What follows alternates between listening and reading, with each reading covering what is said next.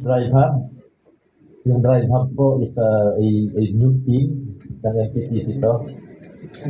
Singapore National Team, AFC Monster Indonesia. Yung Vietnam, nag-dive off lang kahapon kasi meron silang kasabay na event sa kanila. And then sabi ko, yung Thailand na tatlong teams, we'll just choose one from them. Thank you very much, Sir Lamy. Questions from our friends from the media? All right, well, while you are thinking, we have an announcement for all of you guys. We will be giving away a media kit, or rather you can download it online where you will see the race info. It's www.tourofluzoncycling.com. You can find all the details of the routes, the teams, the dates, key dates. Again, that's www.tourofluzoncycling.com if you need more information on the race. But I wanted to ask Sir Lomi, also follow up ko na rin po, no? Earlier, you mentioned the different places na dadaanan po ng mga cyclists. So that's Ilocos Norte, you got Agoo, La Union, Clark, Lingayen, all the way to Baguio. Which parts will be the most challenging for cyclists? And which ones will also be scenic routes along the way? Yes, the most challenging will of course be the stage 8, Lingayen to Baguio.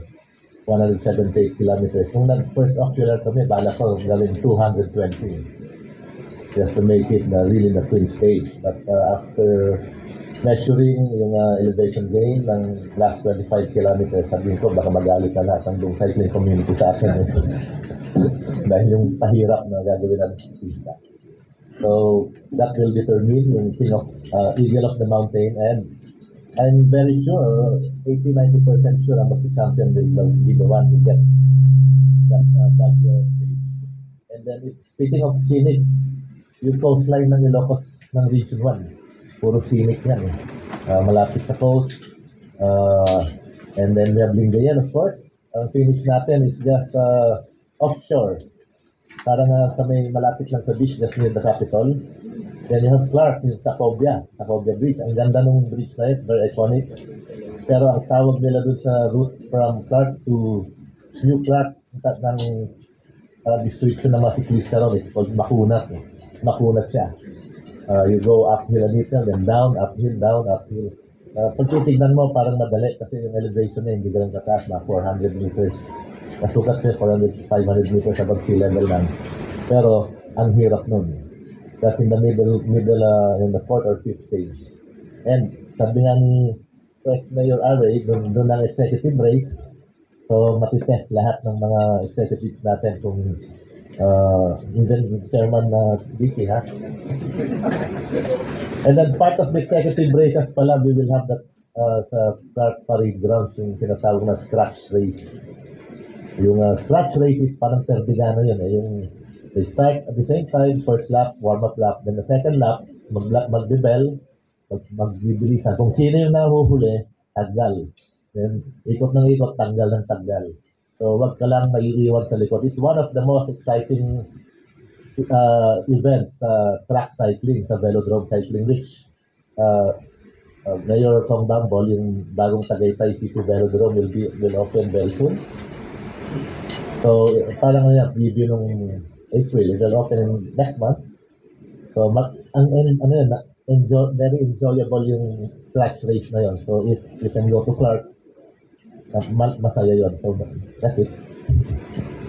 Okay, questions? Do we have any? All right. Si Sir Jerry Ramos of Spin.ph. Go ahead, Sir Jerry. Morning po, good morning. To Sir Jun Lumibaw and kay Kong Bambol. May mga national team members na kasali dito. And paano ba in-spread out ba sila among the teams, and paano ba nag-drafting ba para masama sa mga teams yun? Paano yung naging proseso? Yes, yung mga national team, yung field cycling kasi, we're lucky to have the stakeholders, yung continental teams and the club teams. When pag walang national team GP, walang SEA Games, Asian Games, Asian Championships, the national riders are with their club teams and continental teams. So they're spread out sa mga teams nila. And then so they're spread out, and then kasi race 7 to ride lang siya. The other members of the team who want to be on that continental or club teams will be available for the LGU teams, sasali yung mga hindi regular teams. That's why we limit the, hindi ko pa nga ma-invite yung ibang foreign. Dubai, Malaysia, Kazakhstan. Pag in-invite ko yun, takbuhan lahat dito yun. But, kaya lang, baka kainin tayo. We have to set rules. Kung dalawa lang yung niyalaw nating national team nila or what, diba?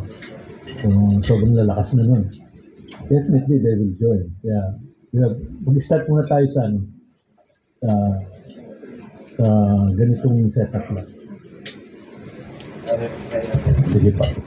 I would like to add may maximum number of riders for a particular race month. Yung 200 kasi mahirap na i-manage sa kalsada yan sa highway.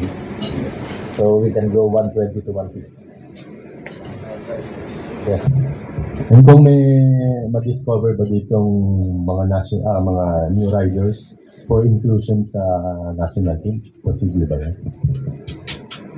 May baka, aside from our developmental, meron na tayong mga races. So, ang nito, let me take this opportunity, ladies and gentlemen. Meron kasing offshoot po itong Tour of Luzon na nasa bucket list ko rin. So, I will announce this na.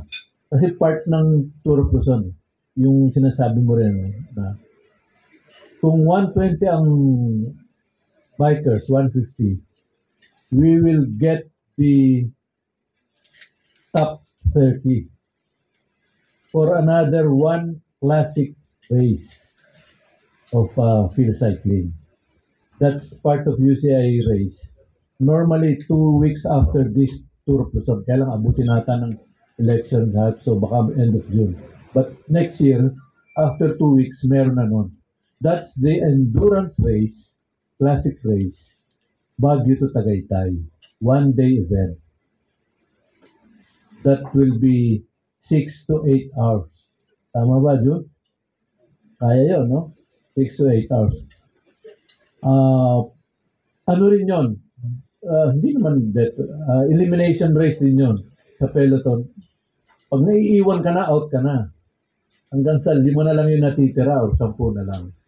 So, ganun po yung endurance race. That will be also a ₱1 million endurance race after this Tour of Luzon. So hopefully NPTC and Duckworth will support also this.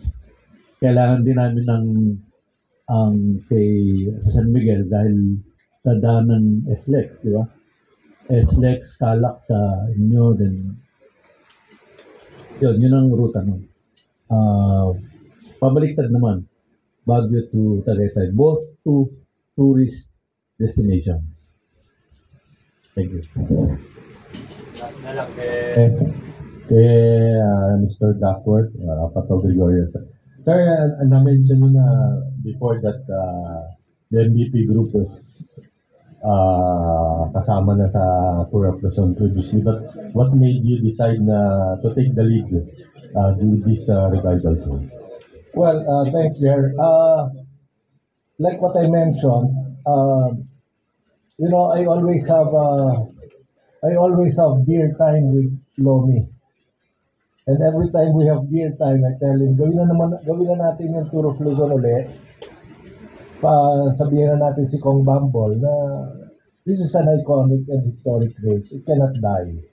Diba? So, when we realize that if there's one sponsor na bawal ang sigarilyo, bawal ang alcohol, sabi ko ang perfect dyan talaga MPTC because of their toll-based projects, the road network, and of course, and I know for a fact that NPP will support it. So when the group invited Mr. Perez to join the team, and talaga namang the law of perfect timing, andyan pa si DOTR secretary na super cyclist enthusiast, then nabuo na yung script, buo na yung script, and I hope we can continue this, make it bigger, and for the years to come. And let me say this, regalo na rin siguro natin to kay Chairman Bertlina, no? Because isa rin siya sa talagang namuno nito for so long, and legacy niya na rin ito. And this is our gift to him. Yes. Thank you very much, Sir Paco. We have a question from Ms. Diane Castillejo from ABS-CBN News. Just to clarify, so there will be 15 teams, Filipino teams, and 3 foreign teams for this year. Because you said Singapore, Indonesia, and Thailand, and one from Thailand. At least 15 teams. At least 15, Yeah, with the okay. possibility of more Filipinos. Going 20, so 140 riders. Okay, and then the foreign teams. They're inside the at least 15, and merong mga locals pa kasi ang Philippine Army nagtatanong kahapon pa. Merong Ilocos Sur, yung Nueva Vizcaya, they're also quiet kasi after this launch, everything will fall into in the past na full official negotiation. So we'll leave it at 20 teams. Local and foreign. Yes. Okay. Super exciting. Pato, you mentioned that, so this Tour of Luzon is going to happen every year na. And can we expect more foreign participation in the coming years? Thanks, Lehan. Well, of course, pag may gusto naman natin ma-institutionalize it, di ba? Meaning, yung effort mo to develop it and to relaunch it on the first year, dapat ituloy-tuloy mo na. And look at the attendance today, and look at the excitement of all other teams, sabi nga ni Kong Bambol, pati foreign teams. So, if we work together and if we get the support of the MVP group and NPTC, I'm really confident that we can do this for a very long time. Beautiful, yeah. Sir, you mentioned that Baguio to Tagaytay race, sir, there's going to be a prize money of 1 million pesos to the winner, and the first race will be about June. Is that correct, sir? Maybe the first race will be after, Election. yeah, kasi kung 2 weeks yung ito, tatamaan yun. So normally, dapat 2 weeks after. So next year, it will be 2 weeks after. The price will be Total prize distributed. money, 1 million. 1.5 distributed. So siguro ang first price will be 1, 2, 3 lang yan. First, second, third. So top 700, 30, top 30 from the group will qualify. 700, 500, 300. Then I wanted to ask Mr. Perez, in terms of the safety and preps of our roads and everything, because it's obviously going to be a new thing again, of course, for us mga old timers. So the road situation has really changed over the years. What safety measures have you been doing to ensure the safety of the riders? Plus, also for the spectators, I wanted to ask, so I'm sure maraming magkakaroon ng interest. So, paano sila makakapanood? Meron bang area na parang prime area? Like, diba, for the France, we see that there are some areas where there are like beaches, Thank you, Dayan. Tama ka. We really want this event to become like the Tour de France. That's the idea, because that's what Chairman MVP wants. Eventually, for us to send a team from the Philippines joining. Team ang nasa isip niya, not individual. Joining the Tour de France. So this is a kick-off. This is our beginning. Now, in terms of safety of the participants, the cyclists, and all the other participants, including the organizing committee, we will have yung ating mga convoys provided by, of course, our Savis Corporation. Meron kaming mga patrols. May kasamang yung mga big bikes. In fact, yung mga big bikes na yun will have dual purpose. Sila yung magko-cover din ng event. Meron silang we will be rolling out mga drones and body cams so that they capture every action, including their yung kanilang mga conversations between the teams and the players. That's like Tour de France. Very critical on the safety part is the help of the local government units. That's why part of the supporters, isa sa mga big supporters ng event na ito ay si DILG Secretary Jun Victor Mulia. We have the DOTR also as helping us with that. They're mobilizing with their resources to ensure that tutulungan tayo. And of course, PNP. Kaya po nandito ang ating mga taga-kapulisan that they will help us with that. And we're also working on an executive order that will be issued by the Office of the President for the support of the national government agencies, GOCCs, the local government units, and all the other units of the government for this spectacle.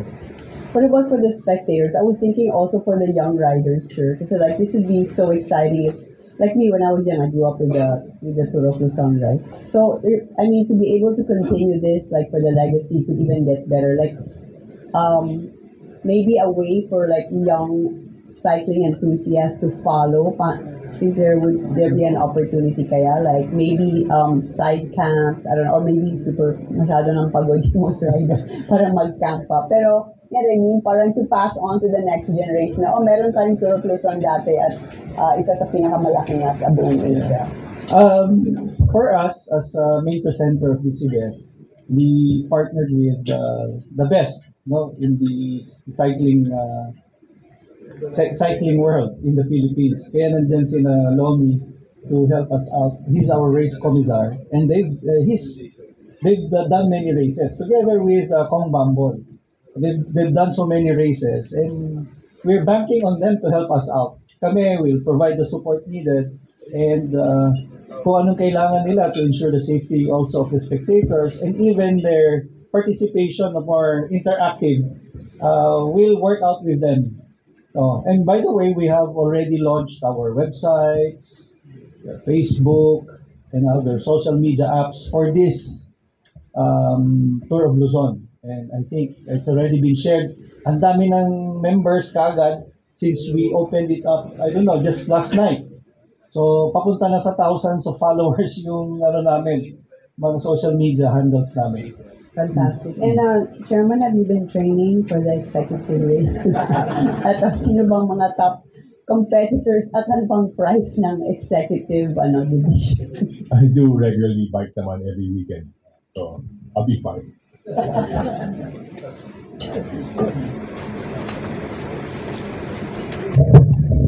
right. Well, one group whose support will be also crucial in making this event successful is none other than the Tour of Luzon Task Force. They're joining us here in the room. It is with, of course, Coach Alan Gregorio at the helm of that Tour of Luzon Task Force.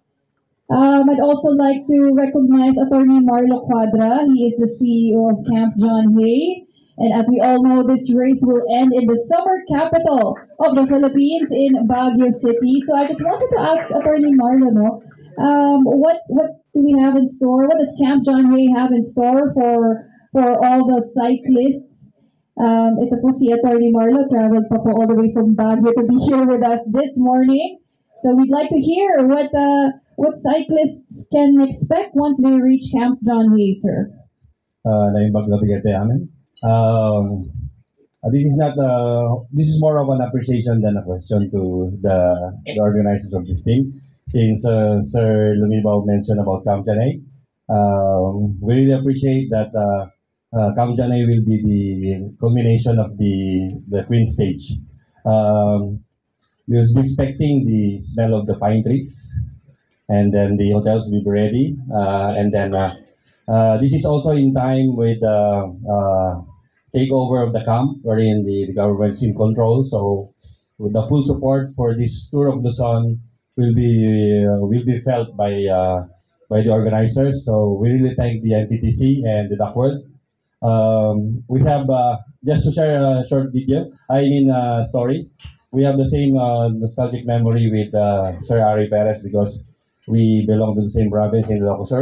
Yung minention niya po na ice water, we have the same because he's from Santa Maria and I'm from Candon City po. So we expect, we are excited with this.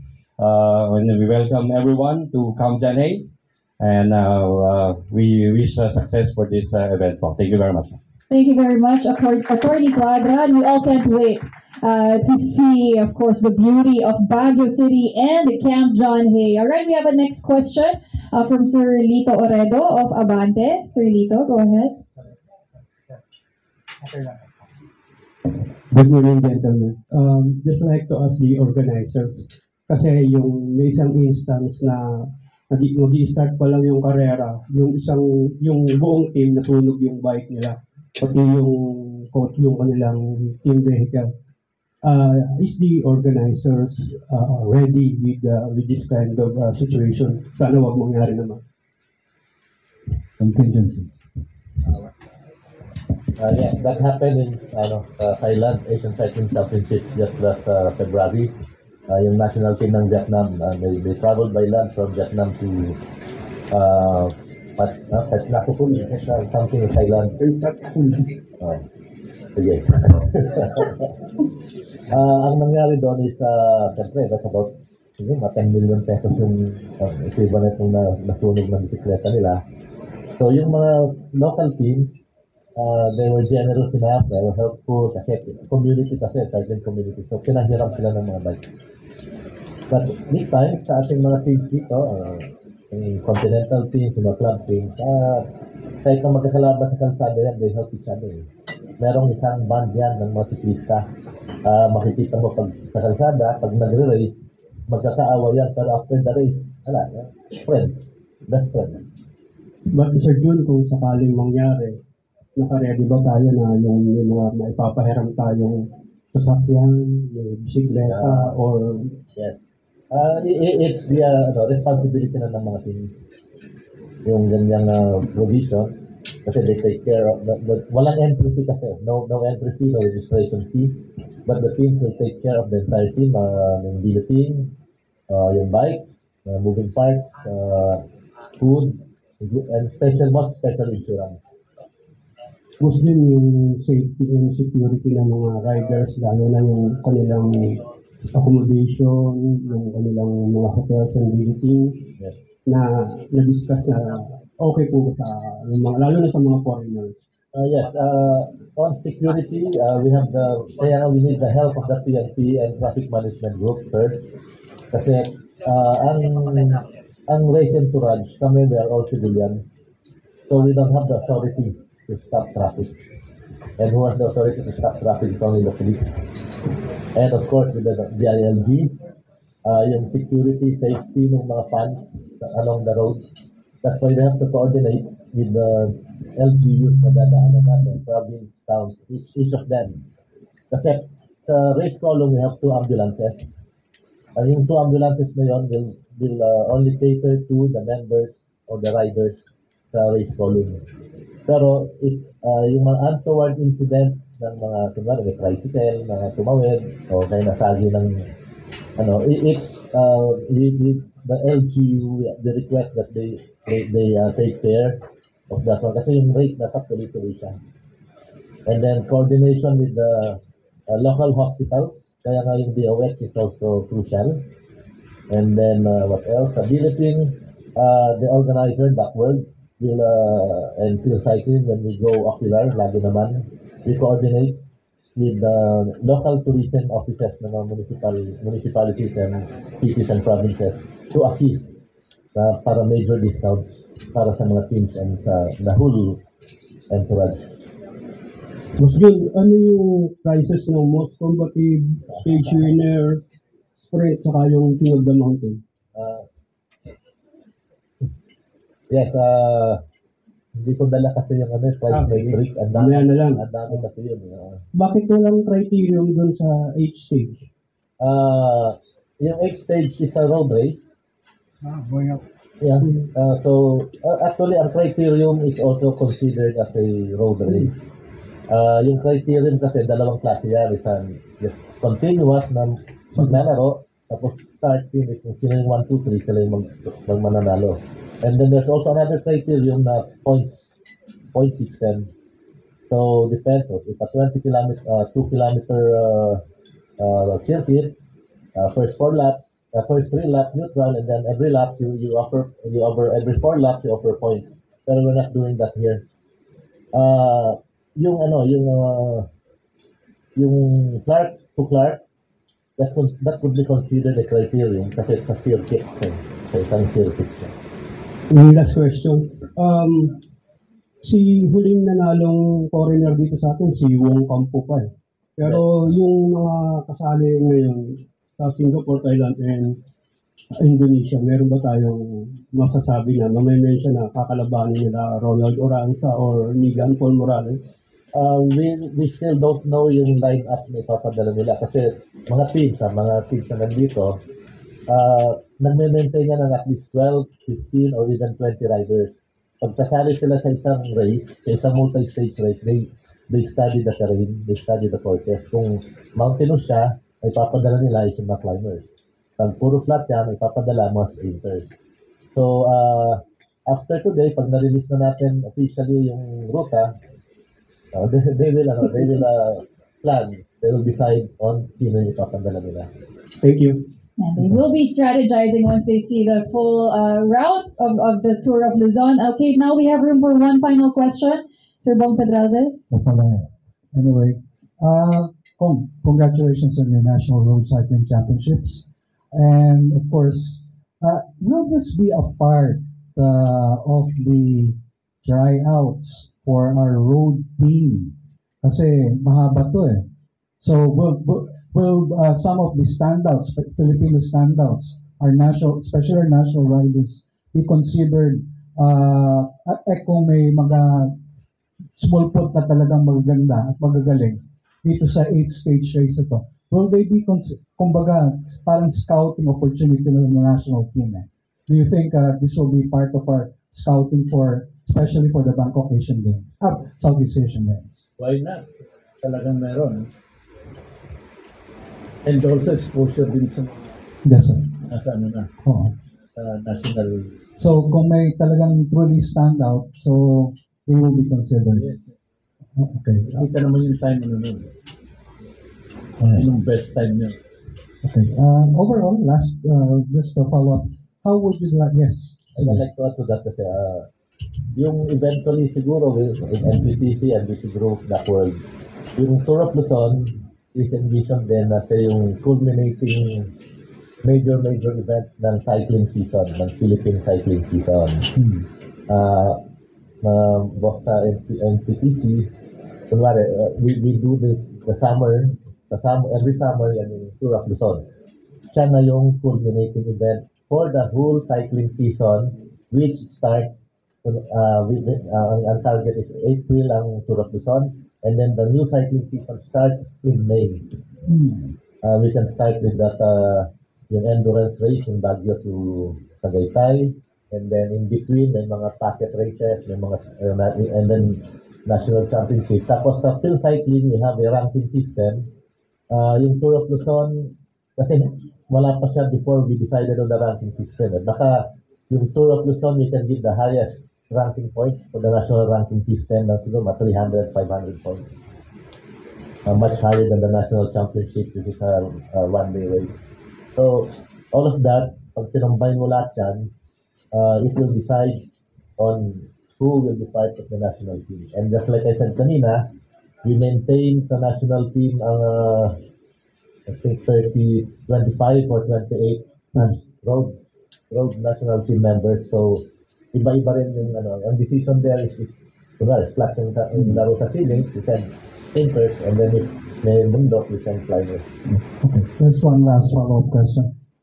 Since you were also part in tracing and overseeing the race course, how would you, this might have been asked, over 1,000 or close to 1,000 kilometers, anong premium dito for both yung mga sprinters, riders, over the course? What will be the premium or the key factors for you to emerge not only the overall champion or with whatever you call the jersey, the overall jersey?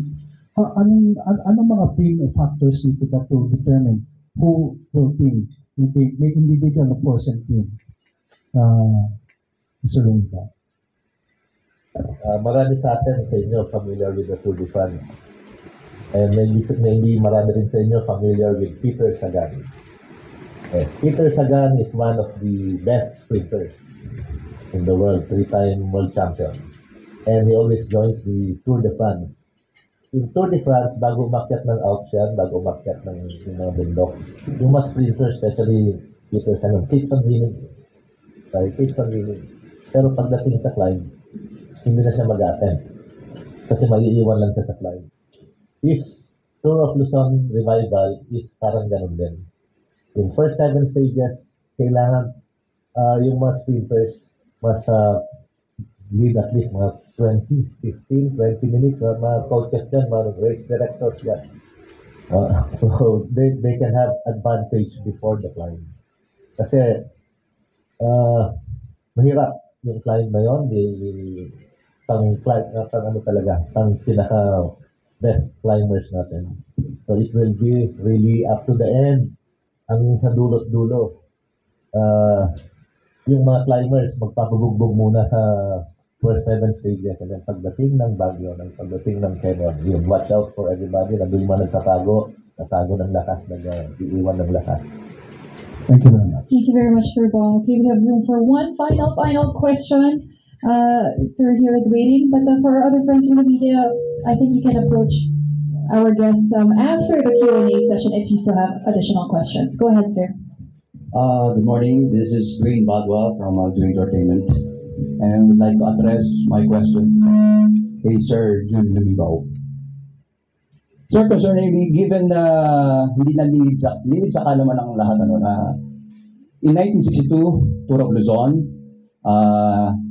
may mga foreigners na rin, actually won by Lindian, Pride, Edmundo de Guzman, at nakipagtunggali siya sa Korean rider na si Kim Ho-sun.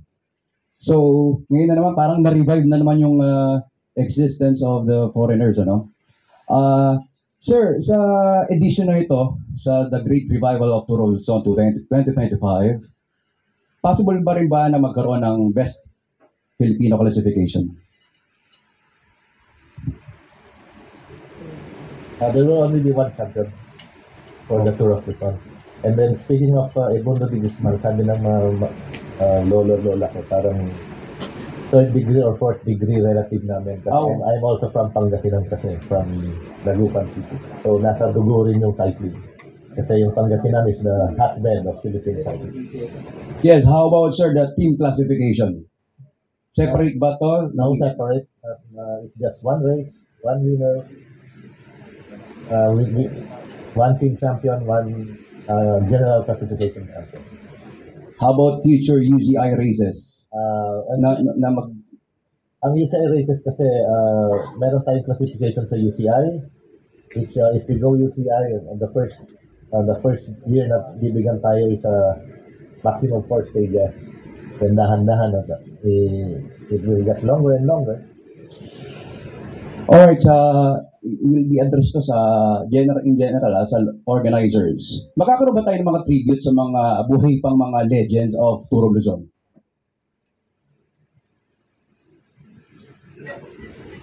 Yes, we will have. As a matter of fact, ang dami ng mga media outfits na nag-contact sa atin para sa mga documentary and special episodes. And part of that is yung interview with the former champions. Yes. So, good. Yeah. Yung Rappler already contacted us. So we'll do that way. And of course, all other media friends here, we can. I think we can refer them to Dinah and to the Duck World team because we're getting all of these inquiries. And that's a great story. And we should have that. Yes, given that Jess Garcia rin buhay pa at si Modesto Bonso, the 1976 Tour of Luzon titleist, ay kailan lang ay nag-pass away. So, good to know, sir, na magkakaroon po ng tribute dito sa mga legends of Tour of Luzon. Thank you very much. Very much, sir. All right, I will do it for our Q&A session with our esteemed guests here in front. But to our friends from the media, if you need more information about the race, as I said earlier, you can download the media kit and the website, the official website, www.tourofluzoncycling.com. You can also check the social media pages of the race. That's at Tour of Luzon Cycling for Facebook, Instagram, YouTube, and even TikTok. All right, thank you very much, everyone, for joining us this afternoon. We want to thank you all for your time. your enthusiasm, and also your support as we welcome and announce this race. The Tour of Luzon 2025 is shaping up to be an incredible event, and we're so thrilled to have you in that journey with us. So please stay tuned for more updates in the coming months. I'd like to thank our speakers here in front, and of course our special guests. Thank you for joining us. And our friends from the media, thank you so much for your support. We look forward to seeing you in the race. And let's make the Tour of Luzon 2025 the great revival, presented by MPTC, Duck World PH, and powered by TV5, one for the books. Thank you very much and have a great day, everyone.